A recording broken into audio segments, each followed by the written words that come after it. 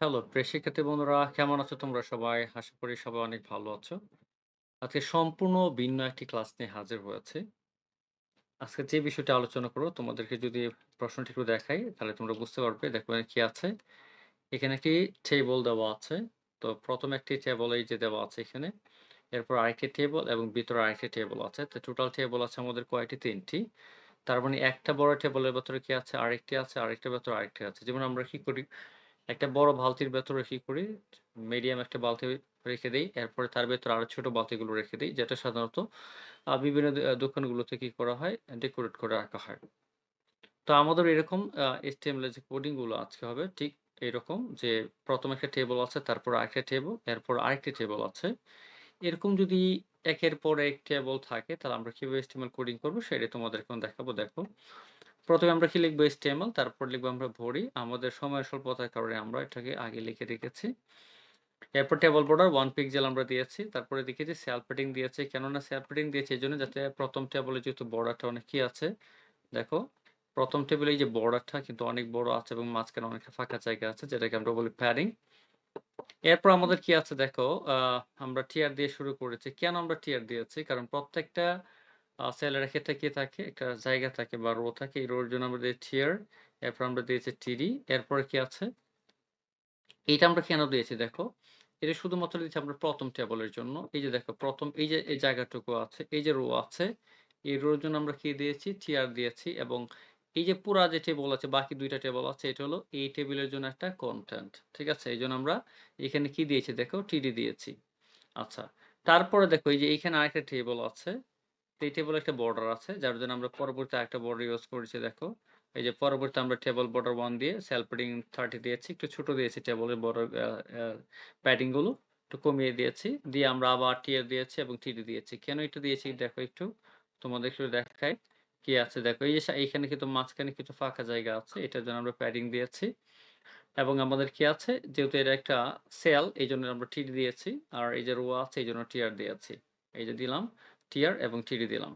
এরপরে দেখো, এরপরে ভিতরে কিন্তু আরেকটা টেবল আছে এইখানে। এই টেবলের মধ্যে ২ টি সেল আছে। একটা হলো A, একটা হলো B সেল।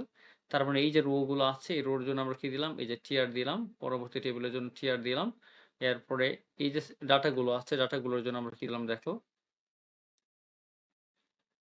ডাটাগুলোর জন্য আমরা এই যে টিডি দিয়ে কি ডাটা A লিখলাম এবং টিডি বন্ধ করে দিলাম। পরবর্তীতে আরেকটি ডাটা আছে B এবং টিডি দিয়ে B লিখলাম, টিডি বন্ধ করে দিলাম। এরপরে কি করলাম? এটার সারি বন্ধ, টিআর বন্ধ। টিআর বন্ধের পরে কি আছে? আমার টেবল আছে, এই যে টেবল বন্ধ করলাম। এরপরে কি টিডি আছে। আমরা যদি একটু ধরা একটু নিচে নিই তাহলে তোমাদেরকে একটু স্পষ্ট করে দেখাতে পারবো। দেখো। এই যে টেবল, এই টেবল এই যে এই টেবল। এরপরে কি টিডি আছে, এই যে টিডি বন্ধ করলাম। এরপর টিআর আছে, এরপর আবার টিআর বন্ধ করব। আমরা এখান থেকে টেবল। তার মানে তুমি একটা জিনিস লক্ষ্য করো, এই যে এখানে আমরা টিআর টুকু লিখেছি, এই টিআর তো এখানে টিআর বন্ধ হয়ে গেছে। ঠিক আছে? টিআর যেহেতু বন্ধ হয়ে গেছে, পরে এই টেবল থেকে শুরু করে যত উপরে যাবে যা ট্যাগ পাবে প্রত্যেকটি নিচে সিরিয়ালি বন্ধ করতে হবে। ঠিক আছে? আমি যদি তোমাদের একটু নিচে দেখাই দেখো। এই যে টিআর বন্ধ টেবল, টিডি, টিআর আবার টেবল, আবার টিডি। এরপরে কি আছে? আবার নিচে টিআর আছে দেখো। এই যে টিআর বন্ধ পরে টেবল, পরে বডি, এই যে HTML সবগুলো ধারাবাহিকভাবে আমরা কি করেছি? এখন নিচ থেকে দেখো, আমরা যদি উপরে যাই দেখো এই যে টিআর বন্ধ টেবল, টিডি, টিআর, টেবল, টিডি। এরপরে কি আছে? এরপরে দেখো আবার টিআর আছে, টেবল আছে, বডি আছে, HTML আছে। আমরা এরকমভাবে ধারাবাহিকভাবে বন্ধ করেছি। ঠিক আছে? তো আমাদের এই যে প্রোগ্রামটা আউটপুট হিসেবে এসেছে তা কি এসেছে দেখো। আমাদের যে প্রোগ্রামটা আউটপুট হিসেবে এরকম দেখাবে। ঠিক আছে? এই যে একটা সেল, পরে আরেকটি সেল, এরপর আরেকটা, এই যে ৩ টি সেল আছে। আমি তোমাদেরকে যদি একটু রান করে দেখাই নতুনভাবে দেখো, এই যে আমাদের HTML টা আমরা এখানে সেভ করে রেখেছি, যে আমি ক্লিক করলাম। দেখো এই যে এটাই কিন্তু ওপেন হয়েছে। ঠিক আছে? তো এরকম মজার ক্লাস পেতে এবং বিভিন্ন ক্রিটিক্যাল বিষয়গুলো জানতে HTML এর খুঁটিনাটি সহ যত ক্রিটিক্যাল টপিক আছে সেই টপিকগুলো সম্বন্ধে ধারণা লাভ করতে আমাদের অভিধান লার্নিং এই পেজটি ফলো দিয়ে পাশে থাকবে এবং এরকম দুর্দান্ত ক্লাসগুলো তুমি উপভোগ করতে পারবে। এছাড়াও প্রিয় শিক্ষার্থী বন্ধুরা, তোমরা যারা আছো ব্যক্তিগত যদি কোনো সমস্যা থাকে, কোনো কোয়েশ্চেন বুঝতে সমস্যা হয়, অবশ্যই আমাকে প্রশ্নটা কমেন্টে দিয়ে দিবে। আমি তোমাদের এই প্রশ্ন দেখিয়ে একটা নতুন কনটেন্ট বা ভিডিও তৈরি করি বা ক্লাস তৈরি করে তোমাদেরকে সেটা বুঝিয়ে দেওয়ার চেষ্টা করব। অথবা কোনো একদিন লাইভে গিয়ে সেটা আমি বুঝিয়ে দেওয়ার চেষ্টা করব।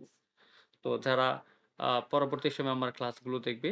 প্রত্যেকের জায়গা থেকে গঠনমূলক কমেন্ট করবে এবং তুমি যদি মনে করো যে ক্লাসটা সম্পূর্ণ ভিন্ন, অন্যান্য ১০ টা ক্লাসের থেকে ভিন্ন একটি ক্লাস মনে হয়, তাহলে অবশ্যই তোমার জায়গা থেকে আজকের এই ভিডিওটি শেয়ার করে দিবে যাতে অন্যরা এই বিষয় সংক্রান্ত যে তথ্যগুলো আছে সেগুলো যাতে পূর্ণাঙ্গভাবে তারা জানতে পারে।